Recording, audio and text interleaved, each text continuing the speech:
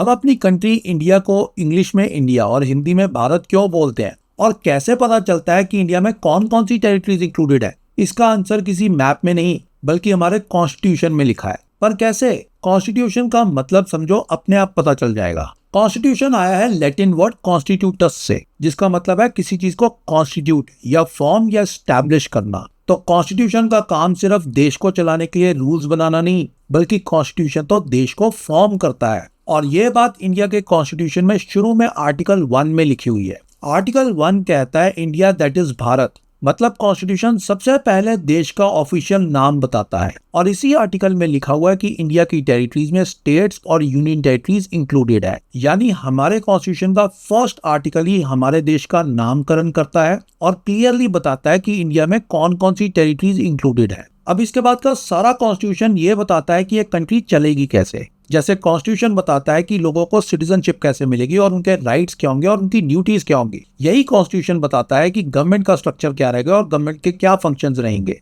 तो कॉन्स्टिट्यूशन को सिर्फ एक रूल बुक समझना इनकम्प्लीट है। एक्चुअली कॉन्स्टिट्यूशन ही कंट्री को फॉर्म करता है और कॉन्स्टिट्यूशन ही बताता है कि कैसे कंट्री चलेगी। तो ऐसे ही कॉन्सेप्ट्स का सही मीनिंग जानने के लिए अभी चैनल को फॉलो करो।